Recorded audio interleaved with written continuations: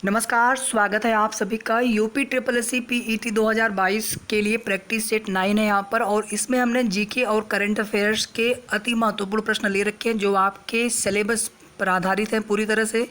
साथ ही साथ ये सभी प्रश्न अपने आप में मैंने सेलेक्ट करके, मतलब आप ये समझ लीजिए कि ऐसे प्रश्न हमने ढूंढे हैं जो प्रश्न आपके एग्ज़ाम के पॉइंट ऑफ व्यू से इम्पोर्टेंट है।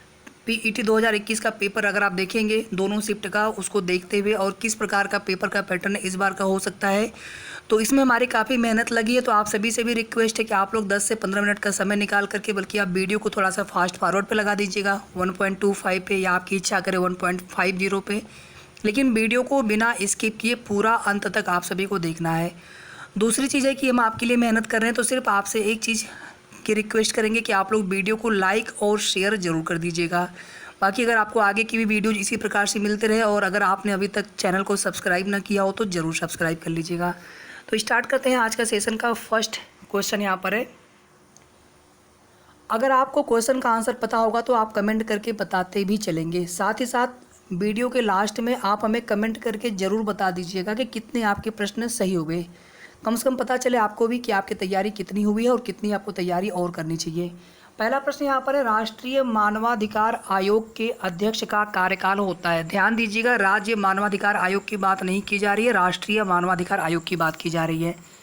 तो राष्ट्रीय मानवाधिकार आयोग के अध्यक्ष, जो राष्ट्रीय मानवाधिकार आयोग है, इसकी स्थापना 1993 में की गई थी। इसमें एक अध्यक्ष होते हैं प्लस 8 और सदस्य होते हैं, 8 मेंबर होते हैं। अध्यक्ष का जो कार्यकाल होता है 5 वर्ष या फिर 70 वर्ष, जो पहले प्राप्त कर लें। मान लीजिए 70 वर्ष आयु पहले उनकी कंप्लीट हो गई है, अभी 4 वर्ष ही कार्यकाल हुआ है, तो उनको 70 वर्ष पर ही रिटायरमेंट दे दिया जाएगा। और अगर 70 वर्ष आयु पूर्ण नहीं हुई है तो ऐसे में 5 वर्ष की अवधि पूरी करेंगे। और इसमें आप सभी जानते हैं कि सुप्रीम कोर्ट के जो रिटायर्ड चीफ जस्टिस होते हैं या जस्टिस होते हैं, उनको बनाया जाता है अध्यक्ष। क्या आप सभी हमें बता सकते हैं कि सुप्रीम कोर्ट में जो जज होते हैं उनका कार्यकाल क्या होता है, किस अवधि तक, मतलब किस आयु सीमा तक वो अपने पद पर बने रहते हैं? चीफ जस्टिस का बताइए और बाकी अन्य जस्टिस का बताइए। और आप सभी को बता दें कि आज जो है भारत के नए मुख्य न्यायाधीश यू ललित उदय उमेश ललित सर ने जो है कार्यभार ग्रहण किया है। आज राष्ट्रपति महोदया ने उनको शपथ दिलाई है। इसके पहले NV Ramana chief justice of India थे, तो ये भी आपको पता रहना चाहिए। तो सुप्रीम कोर्ट के जो मुख्य न्यायाधीश होते हैं वो 65 वर्ष तक अपने पद पर बने रहते हैं, 65 ईयर तक। और राष्ट्रीय मानवाधिकार आयोग के अध्यक्ष का कार्यकाल कितना होता है? 5 वर्ष।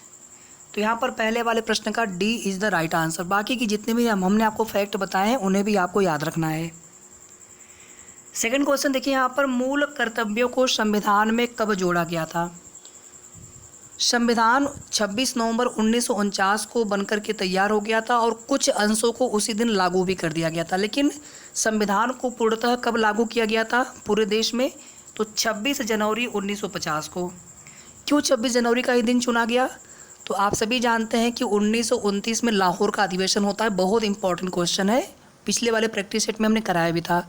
1929 में लाहौर अधिवेशन होता है जिसकी अध्यक्षता पंडित जवाहरलाल नेहरू ने की थी।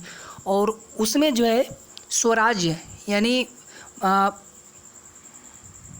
भारत के लिए जो है स्वराज्य की घोषणा कर दी जाती है। और 26 जनवरी 1930 को जो है प्रथम स्वतंत्रता दिवस भी मनाया जाता है, पहला स्वतंत्रता दिवस भी मनाया जाता है 26 जनवरी 1930 को। तो 1929 लाहौर अधिवेशन में पूर्ण स्वराज्य की घोषणा की जाती है, और 1930 में 26 जनवरी को सबसे पहला जो है स्वराज दिवस या स्वतंत्रता दिवस भी मनाया जाता है।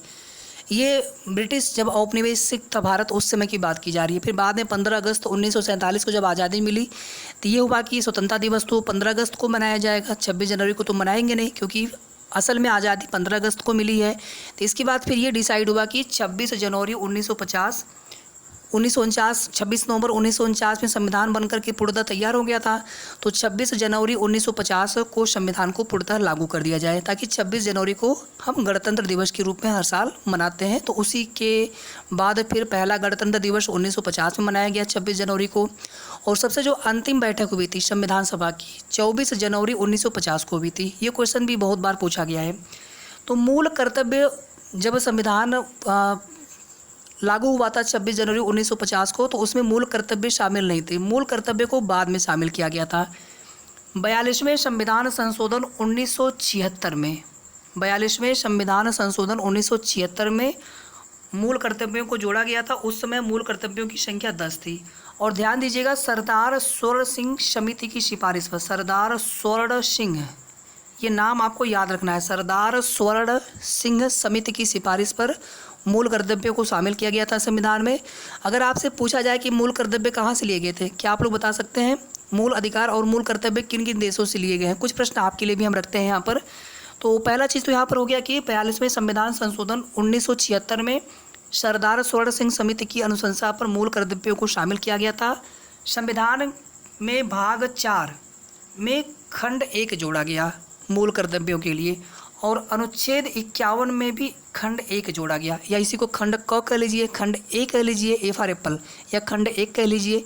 तो 4(1) और ये भाग है, ये भाग 4(1) हो गया, और ये आपका आर्टिकल अनुच्छेद 51 के 1 में मूल कर्तव्यों को शामिल किया गया है। इसके बाद 86वां संविधान संशोधन, 86वां संविधान संशोधन 2002 में, ठीक है, 86वां संविधान संशोधन 2002 में लागू किया जाता है। उसके बाद एक मूल कर्तव्य और बढ़ जाता है। तो वर्तमान में कुल कितने मूल कर्तव्य हैं? 11 मूल कर्तव्य हैं। तो जितने हमने आपको यहाँ पर फैक्ट बताए हैं मूल कर्तव्य से संबंधित, सभी को आपको याद रखना है। मूल अधिकारों की संख्या सबसे पहले 7 थी शुरुआत में, और उसके बाद फिर एक मूल अधिकार को हटा दिया गया था। वर्तमान में मूल अधिकारों की संख्या 6 है। अनुच्छेद 12 से लेकर के अनुच्छेद 35 तक मूल अधिकार हैं। भाग 3 और भाग 4 अनुच्छेद 36 से लेकर के अनुच्छेद 51 तक, जिसे हम नीति निर्देशक तत्व कहते हैं, जिसमें राज्य के लिए, राज्य के कल्याणकारी के लिए, कल्याण के लिए उसमें आर्थिक नीतियों की सारी बातें उसमें समाहित की गई हैं। और उसमें आप देखेंगे जितनी भी चीज़ें हैं सब राज्य के ऊपर होता है कि उनको किस प्रकार से अपने राज्य में जनता के कल्याण के लिए उनको लागू किया जाए। तो ये सभी फैक्ट, ये सभी प्रश्न बनने वाले जो मैं आपको जितनी भी चीज़ें बता रहा हूँ यहाँ पर, तो ध्यान से आप सुनते भी चले। चाहे तो आप उनको नोट्स के रूप में भी बना सकते हैं, साथ ही साथ आप चाहे तो वीडियो को 1 से 2 बार 3 बार आप और सुन लीजिएगा, ताकि कोई भी आपसे जो भी जितनी भी चीज़ें बता रहे हैं, कोई भी चीज़ें आपसे छूटना नहीं चाहिए। अगला क्वेश्चन देखिए इसके बाद, शास्तामकोटा झील किस राज्य में स्थित है? शास्तामकोटा झील किस राज्य में स्थित है? तो एक मंदिर है शास्ता, ये मंदिर है केरल में, और केरल में एक झील है, झील के किनारे ये मंदिर स्थित है, और इन्हीं देवता के नाम पर, इन्हीं मंदिर के नाम पर उस झील का नाम भी पड़ा है शास्तामकोटा झील, केरल। केरल में अगर आप अन्य झील देखेंगे तो वेम्बनाड झील है, पेरियार झील है, पेरियार। अच्छा, ये झील हमने क्यों आपके लिए प्रश्न उठाया? तो केरल में आप देखेंगे तो ये सभी खारे पानी की झील, लेकिन ये जो शास्तामकोटा झील ये आपकी मीठे पानी की, ताजे पानी की झील है, इसलिए ये प्रश्न इंपॉर्टेंट हो जाता है। भारत में सबसे बड़ी खारे पानी की झील बता सकते हैं आप सभी? शायद हमने आगे प्रश्न लिया हुआ है, देख लेते हैं अभी।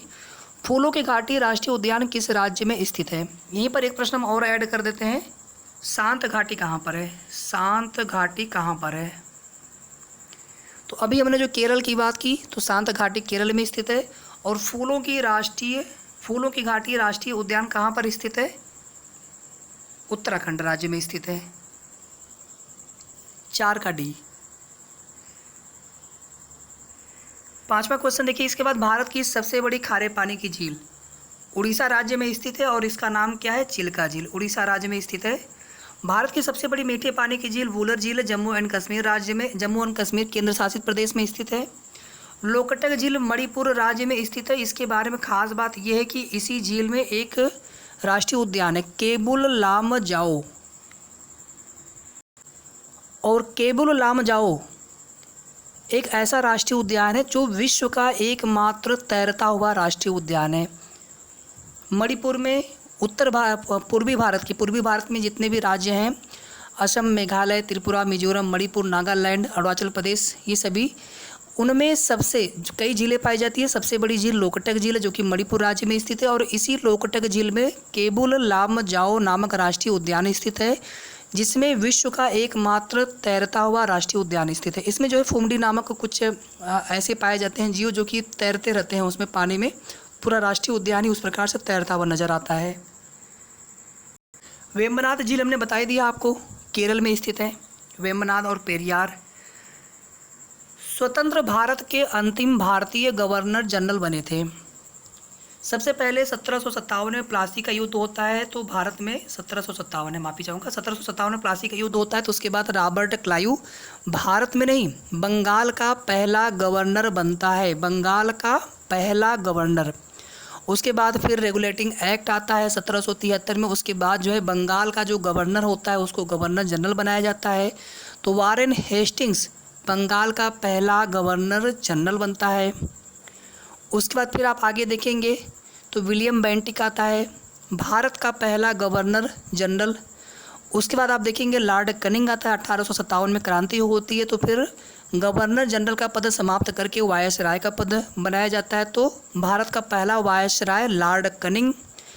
माउंटबेटन भारत का अंतिम वायसराय, ब्रिटिश औपनिवेशिक भारत का अंतिम वायसराय। फिर 1947 में आज़ादी मिलती है। अच्छा, हमने यहाँ पर जितनी चीज़ें बोली हैं अभी, बंगाल का गवर्नर, फिर बंगाल का गवर्नर जनरल, उसमें जनरल हमने एक ऐड किया है, ये थोड़ा सा आप डिफरेंस करके अच्छे से याद रखिएगा। फिर हमने भारत का गवर्नर जनरल बोला है, पहले बंगाल का गवर्नर जनरल, फिर भारत का गवर्नर जनरल, फिर भारत का वायसराय। इनसे संबंधित कोई ना कोई प्रश्न एग्जाम में आने की चांस बहुत ज़्यादा रहेंगे। तो 1947 में अंतिम वायसराय माउंटबेटन होते हैं। और जब आज़ादी मिल जाती है तो चूँकि उस समय संविधान बन करके तैयार नहीं होता है, भारत गणराज्य नहीं बन पाता है, स्वतंत्र तो हो जाता है, स्वतंत्रता मिल जाती है, संविधान बनना शुरू होता है। 1949 में संविधान बनता है और 1950 में 26 जनवरी 1950 को संविधान पूर्ण रूप से लागू होता है। और उसी दिन भारत के पहले राष्ट्रपति के रूप में डॉक्टर राजेंद्र प्रसाद जी को शपथ दिलाई जाती है भारत के चीफ जस्टिस ऑफ इंडिया के द्वारा। तो उसके पहले जो कार्यकाल था 1947 से लेकर के 1948 तक, इस कार्यकाल में वायसराय का पद समाप्त, गवर्नर जनरल का पद फिर से बनाया जाता है। और सबसे पहले गवर्नर जनरल कौन बनते हैं? माउंटबेटन ही बनते हैं। प्रधानमंत्री जवाहरलाल नेहरू 47 से 48 तक गवर्नर जनरल माउंटबेटन। फिर 48 में माउंटबेटन चले गए अपने देश, इंग्लैंड चले गए। फिर 1948 से लेकर के 1950 तक सी राजगोपालाचारी, ये भारत के गवर्नर जनरल होते हैं। और यही भारत के अंतिम गवर्नर जनरल और यही भारत के भारतीय अंतिम गवर्नर जनरल होते हैं आज़ादी के बाद, चक्रवर्ती राजगोपालाचारी। तो उम्मीद करता हूँ आपको यहाँ पर पूरी बात समझ में आ गई होगी। अगला क्वेश्चन देखिए इसके बाद, उत्तर प्रदेश में सबसे बड़ी आबादी वाली जनजाति, एक जनजाति हो गया और एक प्रश्न बनेगा ऐसे, जनजाति समूह, एक जनजाति हो गया और एक हो गया जनजाति समूह। दोनों में अंतर है, दोनों का अलग अलग आंसर है। उत्तर प्रदेश में सबसे बड़ी आबादी वाली जनजाति थारू जनजाति, उत्तर प्रदेश में सबसे बड़ी आबादी वाली जनजाति समूह, तो आपका आंसर हो जाएगा गोंड। याद रखिएगा, सबसे बड़ी जनजाति, सबसे अधिक आबादी वाली जनजाति, सबसे अधिक संख्या वाली जनजाति उत्तर प्रदेश में थारू, जो कि तराई क्षेत्रों में पाया जाता है, गोरखपुर ये सब जो इलाका है, देवरिया वगैरह, इधर महाराजगंज, लखीमपुर खीरी। और उत्तर प्रदेश में पाई जाने वाली सबसे बड़ी जनजातीय समूह गोंड जनजाति। भारतीय संसद में शून्यकाल होता है, तो भारतीय संसद में जो शून्यकाल है ये विश्व को भारत की देन है। शून्यकाल भारत के द्वारा ही दिया गया है। तो जो संसद का सत्र होता है 11 बजे से शुरू होता है और सबसे पहले 11 से लेकर के 12 बजे तक इसको बोलते हैं प्रश्नकाल। इसके ठीक बाद 12 बजे से लेकर के 1 बजे तक इसको बोला जाता है शून्यकाल। शून्यकाल एक ऐसा समय होता है जिसमें अति महत्वपूर्ण कोई प्रश्न होते हैं जिनको लेकर के पहले से कोई नोटिस नहीं दिया गया होता है, लेकिन वो प्रश्न पूछे जाते हैं शून्यकाल। तो 12 से 1 बजे का जो समय होता है उसी को बोला जाता है शून्यकाल। ठीक है, याद रहेगा आप सभी को। इसके बाद तारांकित प्रश्न, अतारांकित प्रश्न, इनको लेकर के भी हम क्वेश्चन कराएंगे आगे, क्योंकि इनसे जो है प्रश्न आजकल पूछे जा रहे हैं जो भी परीक्षाएं हो रही हैं यूपी SSC से। ये क्वेश्चन देखिए, बढ़िया क्वेश्चन है।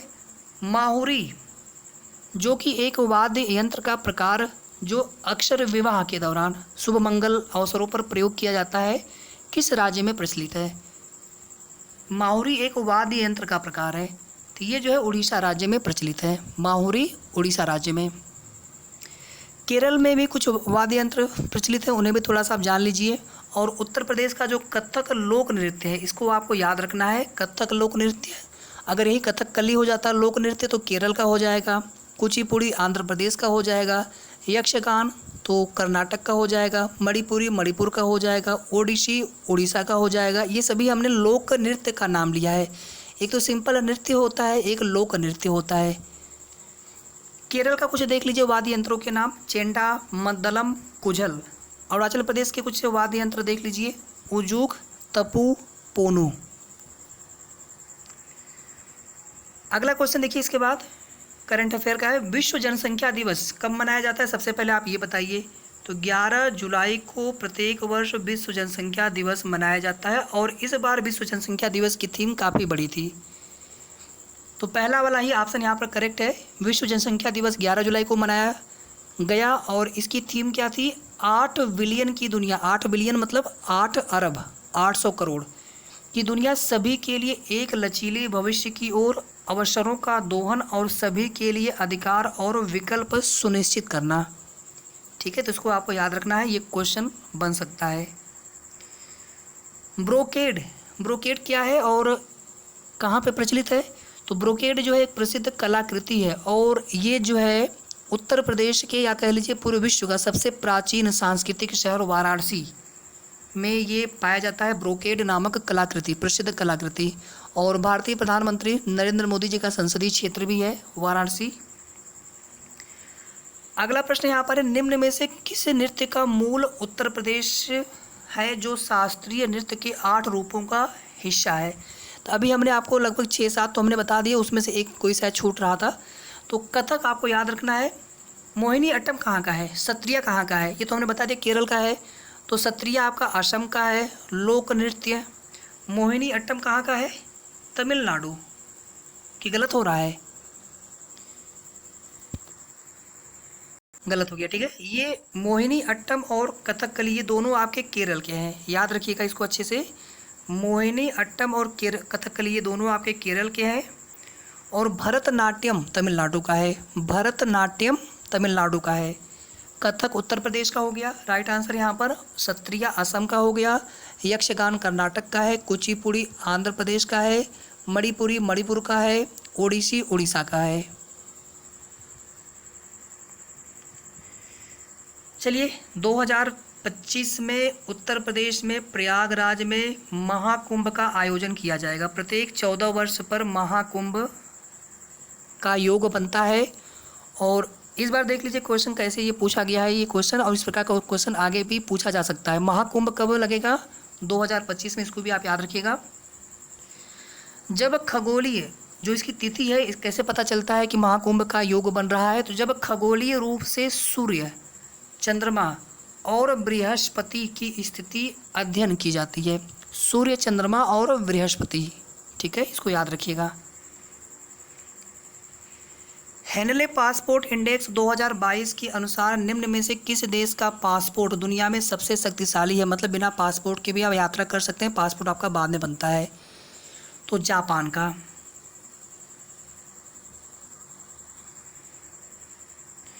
और लास्ट क्वेश्चन है आज के सेशन का, निम्न में से किस देश के साथ भारत ने जुलाई 2022 में कृषि, पारिस्थितिकी और प्राकृतिक संसाधनों के सतत प्रबंधन पर एक संयुक्त घोषणा पर हस्ताक्षर किए? कृषि, पारिस्थितिकी मतलब खेती भी करेंगे और पर्यावरण को भी बचाएंगे। प्राकृतिक संसाधनों के सतत प्रबंधन पर ये जो एक यहाँ पे MOU हुआ है, हस्ताक्षर हुआ है, तो ये भारत और जर्मनी के बीच में, भारत और जर्मनी के बीच में। तो सेशन कैसा लगा ये आप लोग ज़रूर बताइएगा कमेंट करके। हो सकता है कुछ प्रश्नों में आपको थोड़ी सी चीज़ें कुछ समझने में अगर दिक्कत हुई हो, क्योंकि देखिए हमने सारे फैक्ट आपको लिख करके नहीं बताया, हमने आपको ओरली मौखिक रूप से हमने बोला है। तो वीडियो को अगर आप एक बार 2 बार थोड़ा सा और सुन लेंगे ध्यान से, और सारे फैक्ट आपके एग्जाम पॉइंट ऑफ व्यू से बहुत ही महत्वपूर्ण है। आप किसी अन्य भी एग्जाम की तैयारी कर रहे हो जीके के अंतर्गत, ये प्रश्न आपके लिए वहाँ पर भी मोस्ट इंपॉर्टेंट होंगे। और इसी प्रकार से आगे भी हम सेलेक्टेड प्रश्नों की जो प्रैक्टिस सेट है कराते रहेंगे। बाकी की जो पीछे की वीडियोज हैं आप प्रैक्टिस सेट जो माफ़ी चाहूँगा प्लेलिस्ट है PET 2022 करके प्लेलिस्ट, आप प्लेलिस्ट में जा करके बाकी की सभी वीडियोज भी ज़रूर देख लीजिएगा। और वीडियो को आप लोग प्लीज़ लाइक शेयर कर दीजिएगा। सबसे पहले तो आप चैनल को सब्सक्राइब कर लेंगे अगर आपने न किया हो अभी तक। तो जल्द मिलेंगे नेक्स्ट प्रैक्टिस सेट में, तब तक आप सभी अपना ध्यान रखें और कमेंट करके बता दीजिएगा कितने प्रश्न आपने करेक्ट किए हैं। धन्यवाद।